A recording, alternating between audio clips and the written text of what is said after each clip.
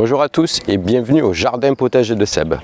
Aujourd'hui au programme, culture en lasagne, petite récolte et une visite pour encore une fois voir un petit peu l'évolution au niveau des cultures. Il me semble être important quand on se positionne sur YouTube pour créer du contenu au niveau d'un potager, d'un projet comme celui-là. Je pense qu'il est important de régulièrement vous projeter et vous faire une petite visite régulière pour voir au niveau des évolutions, et de ce fait on pourra partager réellement en fait tout ce qui se passe, ce qui marche, ce qui ne fonctionne pas.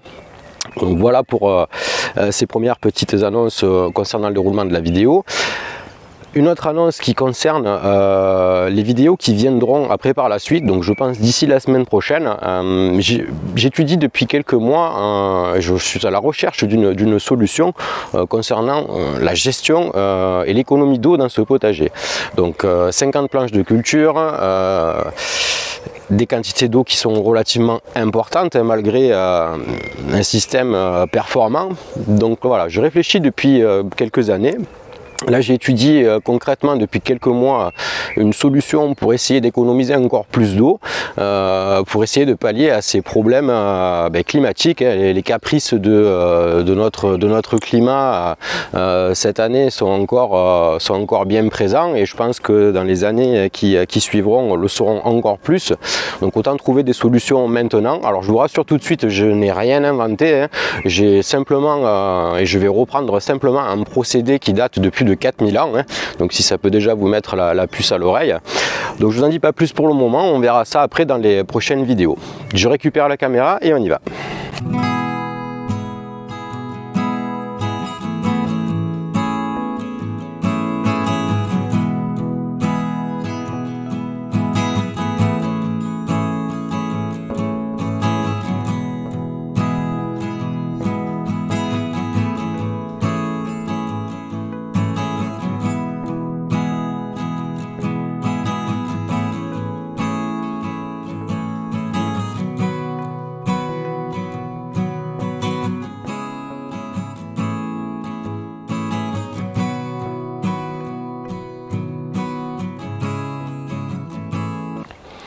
Donc la culture en lasagne, qu'est-ce que c'est? Donc en fait c'est une superposition de matière azotée, de matière carbonée. Donc pour réaliser la culture en lasagne que je vais vous présenter, donc j'ai superposé sur des hauteurs de 10 cm une couche de tonte de prairie et une couche de paille. J'ai superposé ça sur à peu près 3 niveaux, donc tonte de prairie, une couche de paille, tonte de prairie, une couche de paille, et j'ai fait répéter ça 3 fois. Et sur le dessus, une dizaine de centimètres de terre de jardin avec un mélange de compost, mais vraiment très mûr, hein, presque du terreau. On peut cultiver directement dedans. Moi j'ai attendu quelques jours pour pouvoir introduire mes cultures. Donc cette culture en lasagne il y a quelques années maintenant, il faudrait que je regarde les dates exactes à laquelle j'ai réalisé celle-là. Ça n'a pas grande importance puisque les effets de cette culture sont immédiats, hein. On peut cultiver directement dans cette culture en lasagne de suite après sa réalisation. Moi j'utilise cette culture en lasagne sous serre depuis des années pour gagner quelques degrés, mais ça va pas être le sujet de la vidéo, mais c'est assez efficace en termes de productivité et de démarrage des semis avec des températures un petit peu fraîche. Donc là au niveau de la réalisation de ce bac, donc toujours pareil, bois de récupération, hein, bois de palette peut faire l'affaire. Là sur cette culture en lasagne, on est sur une culture qui fait, un bac de culture qui fait 1,20 m sur 65 cm de large, sur une quarantaine de centimètres de haut. Pas de travail du sol en amont, hein. On pose directement notre bac, notre coffrage à même le sol, et on réalise notre lasagne. Dans cette lasagne, donc pas mal de végétaux, donc un plant de tomates cerises. Donc pour la rotation des cultures, ici ça fait plus de 3 ans qu'au même emplacement je positionne un plant de tomates cerises. Donc on verra une image qu'il est assez productif et qui a été mis en place au mois d'avril. 2 plants de courgettes rondes de Nice. qui ont été mis aussi en place dans ce même bac, un plant de poivron, piment doux d'Espagne, un plant de concombre et un plant d'aubergine et une culture de pommes de terre qui reste aussi de l'année dernière. L'an passé, j'ai réalisé dans cette lasagne une culture de pommes de terre qui a été très productif. Alors, je n'ai pas en termes de kilos, moi je pèse jamais rien, à part vraiment les grosses tomates pour me la péter un peu sur internet. Non, je rigole. À part les grosses tomates, on pourrait essayer de voir d'année en année si ça augmente ou par rapport à l'irrigation, enfin c'est pas non plus le sujet d'aujourd'hui. Donc dans cette culture, avec des pommes de terre donc de récupération du commerce qui ont commencé à germer à l'intérieur de la maison, je les ai introduits dans ce bac. Et en termes de productivité, j'ai récupéré l'équivalent d'une brouette classique de jardin en termes de récolte. Donc c'est assez productif.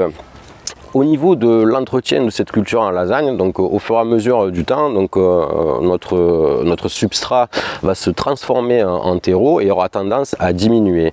Là, volontairement pour cette année, j'ai décidé de ne pas la recharger, comme ça on pourra voir le niveau de tassement sur 12 mois, puisqu'elle a été rechargée l'année dernière.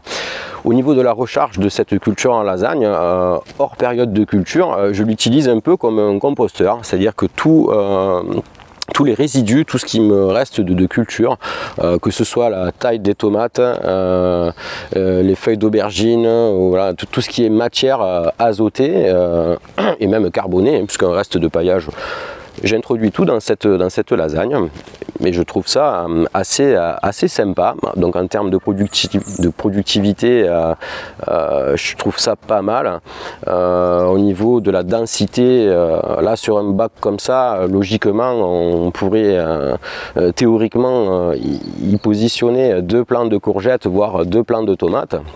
Et là on s'aperçoit en fait qu'on a un substrat qui est relativement riche et qui permet d'avoir sur une petite surface un maximum de culture.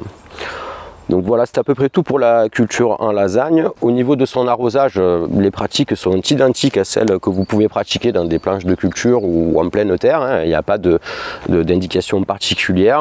Elle ne se dessèche pas plus rapidement que d'habitude. Donc là, elle est positionnée aussi pas en plein soleil, elle est là mi-ombre, mi-soleil avec un peu de canis sur le dessus, donc ça c'est plus pour le bassin, mais la culture en lasagne en profite aussi. Donc culture assez sympa.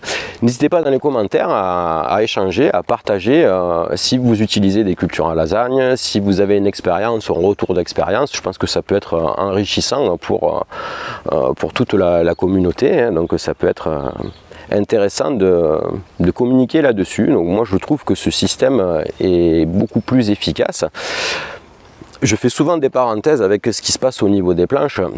Et en fait, ce que je reproduis au niveau de ces planches de culture, donc toutes les planches de culture, donc à peu près 50 planches de culture qui sont dans ce potager, ce ne sont pas des bacs, ce sont des planches de culture, donc positionnées à même le sol. Donc travail du sol la première année, donc ça fait plus de 6 ans, voire 7 ans maintenant à l'extérieur, voire peut-être même plus que ça pour certains endroits où il n'y a pas eu de travail du sol. Donc ces planches de culture sont là pour délimiter en fait une zone de travail, une zone de culture. Et sur le même principe en fait qu'une culture en lasagne, mais beaucoup moins haut, donc ça prend un petit peu plus de temps, mais voilà, on alterne avec du paillage pour les évaporations et pour préserver les températures, mais sinon moi au niveau des composteurs, donc je n'en utilise pas. Tout ça pour vous dire que il est tout à fait possible de réaliser dans des planches de culture un procédé presque identique, puisque moi tous les résidus de culture, donc pour moi ce ne sont pas des déchets, ce sont des matières azotées la plupart du temps qui vont enrichir mon sol. Donc ça m'évite beaucoup de manipulations, donc plutôt que de remplir un composteur, devoir remuer ce compost. Alors en plus, pour être tout à fait transparent avec vous, les premières années de compost ça a été un échec total, manque de temps, manque d'humidité. Voilà, jardin potager de Seb, le compost en composteur, 0. Donc après, petit problème qui se posait à moi, c'était, vous allez me dire, c'est pas vraiment forcément très important, mais le côté esthétique d'avoir tous ces, entre guillemets, déchets de culture au pied de nos cultures, c'était pas forcément très esthétique. Il y a une solution toute simple à ce problème, c'est de mettre en fait tout ce qui est taille. Quand vous taillez quelque chose, alors moi je ne taille pas grand chose ici, mais tout ce qui est voilà, déchets, on va prendre un exemple avec les petits pois et les mange-tout, donc toute cette matière azotée passe sous le paillage et décomposition lente, on va se retrouver avec un substrat de qualité riche en matière organique pour pouvoir donner aux plantes ce qu'elles ont besoin tout au long de la saison. Donc ici, donc on va encore ouvrir notre parenthèse, donc ici pas d'engrais, pas de pesticides, pas de traitement, et je trouve que le résultat depuis ces dernières années est pas si mal. Donc là on parle un petit peu de tout parce que c'est un lien direct en fait avec la culture en lasagne. Il n'y a pas de secret, donc ça fait des années que ça existe, j'ai rien inventé du tout, juste mis en application des principes qui me semblaient être intéressants. Aujourd'hui les projets, le jardin potager de Seb, c'est de continuer dans cette optique là et continuer à chercher des solutions pour se passer de tout ce qui est entrant extérieur. Donc bon, il restera toujours la paille, un petit peu le foin, mais bon, on verra que il y a des solutions qui peuvent être apportées pour pallier à ces problèmes. Donc assez de blabla, on va récupérer la caméra, on va continuer à faire un peu de blabla, mais on va voir ce qui se passe un petit peu au niveau des récoltes. Je vais récupérer une petite cagette et puis on va faire la cueillette. Allez, c'est parti!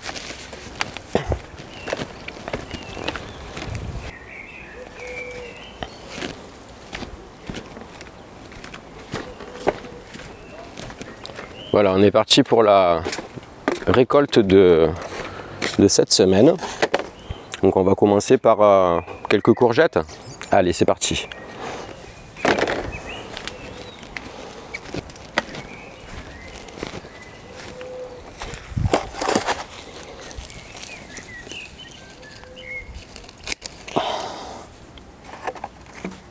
Cette année et ces deux cultures, là on est sur une culture de courgettes jaunes. Moi, je trouve ça assez sympa de mettre un petit peu de couleur au potager. Donc on va voir en termes de goût ce que ça donne, mais je pense que ça va pas être trop mal. Donc là on est encore sur de la courgette.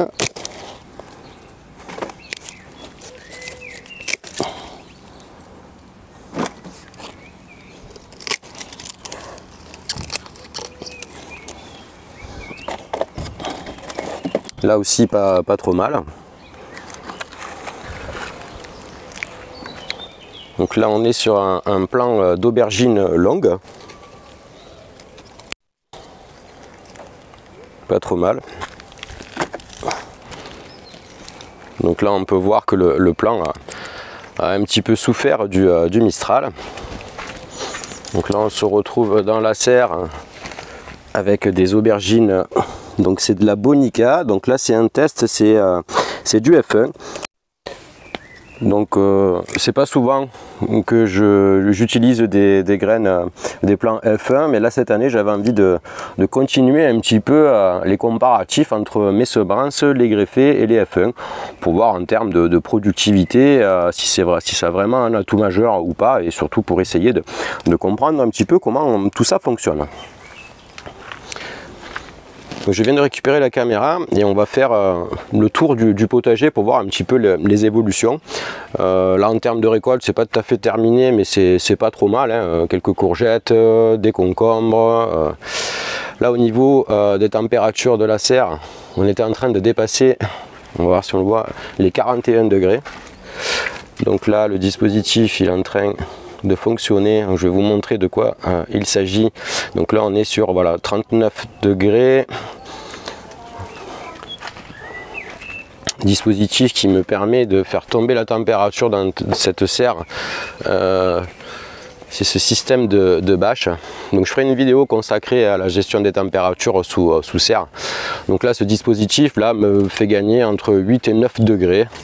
Parce que là les températures dans la serre sont insupportables, hein. Plus de 40 degrés, là on est monté jusqu'à plus de 44 cette semaine, enfin la semaine dernière pardon. Donc c'était assez problématique, hein. Il faut savoir que les végétaux, certains végétaux comme les tomates ne supportent pas ces excès de température, hein. Passé 35 degrés au niveau de la fructification, on a des problèmes de fleurs qui ont tendance à couler. Voilà, donc donc ça c'est typiquement un excès de chaleur. Voilà pour cette petite parenthèse. Donc culture en lasagne, encore une fois, donc le bac central, culture d'aubergine. Culture d'aubergine. Voilà, donc je pense que ça parle tout seul. Je crois qu'il n'y a pas besoin de faire beaucoup de commentaires, malgré de beaux spécimens en pleine terre. Hein. Mais là, on est plus sur de la logique, de la normale, terre fertile, sans souci particulier, ça se développe tranquillement. Et voilà. Hein. Voilà, après, regardez-moi ce plan d'aubergine. Donc là ici culture de carottes qui pour cette année est une réussite, hein, là semi spontané de tomates, donc pas trop mal. Moi je vais sortir de la serre parce que je suis en train de me noyer sous cette chaleur. Donc on fait un petit tour rapide au niveau des cultures, donc tout se passe à merveille. Là on vient de récolter quelques courgettes sur ces plants là. Au niveau des plants de tomates, donc l'évolution on continue tranquillement. Là ici on a quelques courges encore, quelques courgettes pardon, on a du pâtisson, là ici un plant de pastèque que je fais grimper sur un support. Ah, on a encore une courgette ici que j'ai oubliée, donc on va la ramasser. Là au niveau des choux, pas trop mal, attaque des petites bébêtes qui me grignotent tout ça. Là ici quelques tournesols, artichauts, betteraves, donc là pareil on suivra l'évolution. Concombre là qui pousse tranquillement sur sa tour. Ici les pois écossais pour les haricots pardon écossais pour la soupe au pistou. Hein. Donc là on fait plusieurs cultures à plusieurs endroits différents. Là ici on n'en parle pas aujourd'hui. Prochaine vidéo, ça va se passer par là. Ensuite, ici la culture de concombre dans le paillage avec les litières des lapins. Donc, écoutez, franchement, pas de souci particulier. Hein. Ils sont bien verts, ça produit, ça fructifie, c'est pas mal. Là ici, culture qui a été mise en place il y a une quinzaine de jours, il me semble. Donc tomates, aubergines. Donc là pareil, expérimentation avec encore des pois. On va voir un petit peu ce que ça donne de ce côté-là. Oui, donc le focus donc, sur ce fameux plan d'aubergine qui a pris le Mistral. Donc on voit que toutes les feuilles se sont déchiquetées. Hein. Il a fallu même que je coupe les plus grosses du bas. Donc le Mistral ici dans notre région, il est assez problématique. Est-ce qu'on avait un vent à tout casser à plus de 70-80 km/h. Bon après je pense que c'est un petit peu ma faute. Hein. Je l'ai placé en plein courant d'air. Donc voilà, pas très malin hein, le potager de Seb sur ce coup-là. Mais bon, il va s'en remettre puisqu'il a produit la plus belle aubergine du potager pour le moment. Là ici un plan, je crois que c'est un plan de melon. Là ici tout ce qui est haricots verts. Dans cette planche de culture, donc courgettes, hein, on a récolté tout à l'heure dessus. Les plants de tomates là se portent à merveille, hein, c'est pas de souci particulier. Là au niveau des cultures, on est plutôt pas mal. Là ici un plant de butternut. J'ai mis ici entre les tomates et les aubergines, et un plant d'aubergine pour voir un petit peu la cohabitation. Et là ici un plant d'aubergine, alors celui-là il a été positionné plein soleil, plein sud, pour voir un petit peu son comportement. Donc voilà, je ne le fais pas souffrir pour rien, mais c'est pour voir au niveau du positionnement des cultures ce que ça peut donner entre un mi-ombre, un plein soleil et plusieurs orientations différentes. Voilà pour ce côté-là. Vidéo qui risque d'être un peu longue, mais c'est pas très grave. Enfin pour moi c'est pas problématique puisque de toute façon j'ai guère de temps. Donc là tout le matos est sorti pour filmer. Donc j'en profite pour faire une vidéo et pour vous donner un maximum de détails. La culture de pommes de terre, ça c'est pareil. On fera le focus au niveau de la récolte, pardon. Et puis on verra ce que ça donne en termes de productivité. Donc là ici, culture de melon, cosmos, bourrache et tournesol. Artichaut. De ce côté-là, donc là notre plant de tomates lui aussi a souffert voilà, en hauteur du Mistral. Hein. Donc pas mal de feuilles se sont déchiquetées. Donc là il en reste guère, mais je pense que ça va aller. Voilà, c'est à peu près tout pour l'ensemble des planches de culture. De l'autre côté, on est sur les petits fruits. On va aller voir, voilà, encore un plant d'aubergine qui se développe assez bien. Donc là, plant de courgettes jaunes, on a vu tout à l'heure. Quelques salades intercalées pour optimiser la place au potager, hein, comme on peut le voir ici entre les tomates. Donc là, elles souffrent un petit peu de la chaleur, mais elles arrivent à se développer correctement. Là, ici, les aubergines, ben, c'est pas trop mal. On voit quand même un petit peu la différence avec ceux de la serre hein, dans la planche de culture.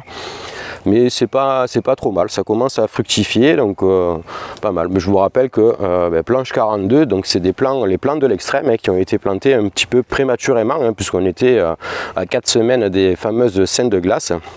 Donc on pourra tirer les conclusions par la suite en termes de fructification, en termes de développement de plants.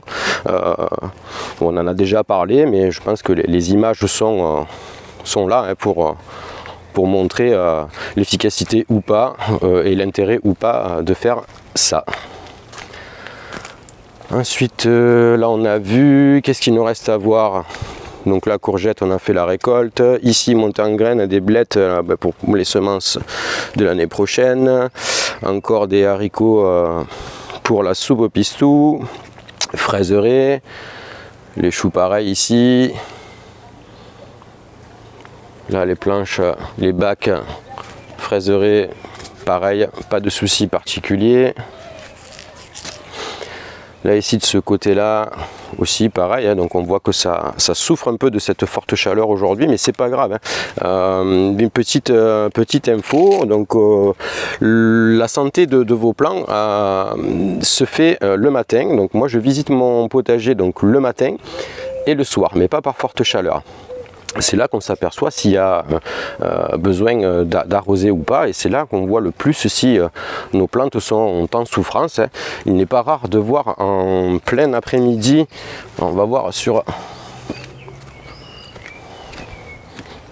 les plants de courgettes ou de pâtissons, par exemple, les feuilles qui retombent vers le bas. Voilà, de ce style-là, voilà, on voit qu'elle souffre, mais en plein soleil, c'est normal. La plante se met, ferme ses pores, ses organes respiratoires, et elle se bloque un petit peu pour éviter de trop transpirer. Donc pour préserver en fait ces ressources vitales. Voilà, j'espère que cette petite vidéo vous aura plu. Donc encore une fois, n'hésitez pas dans les commentaires si vous avez des questions ou même si vous avez des sujets qui vous intéresseraient de voir et d'étudier. Donc je me ferai un grand plaisir de réaliser des vidéos pour vous.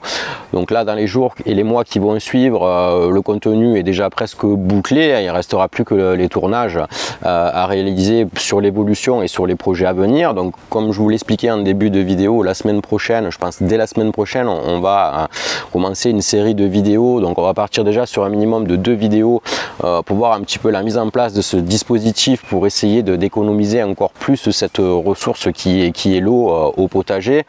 Donc restriction d'eau dans le Vaucluse, on est tous concernés, hein, qu'on ait un jardin, une piscine ou un potager, on n'a pas d'excuse pour ne pas essayer de préserver cette ressource et encore moins de la gaspiller.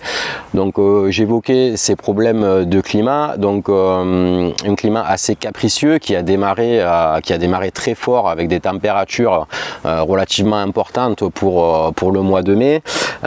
Donc ça m'a fait réfléchir à pas mal de solutions et d'essayer surtout de trouver des solutions concrètes et réalisables et surtout qui peuvent être adoptées par un grand nombre de jardiniers. Donc cette méthode, cette solution n'est pas non plus réservée qu'au potager, elle peut être aussi très bien appliquée au jardin d'ornement. On ne va pas commencer la vidéo de la semaine prochaine maintenant, mais voilà, je tenais à apporter ces précisions, car voilà, depuis de nombreuses années, le but de la chaîne, le jardin potager de Seb, c'est d'essayer de trouver, alors la chaîne 1 an et demi, mais il faut savoir que le jardin potager de Seb, lui, existe depuis de nombreuses années. La chaîne n'a pas commencé par des vidéos, par YouTube. Le YouTube, ça a été un concours de circonstances qui a fait que je suis parti là-dessus. Les départs du jardin potager de Seb était l'écriture. Donc ça aussi, je vous en dis pas plus pour le moment. On verra ça dans d'autres vidéos, dans d'autres contenus.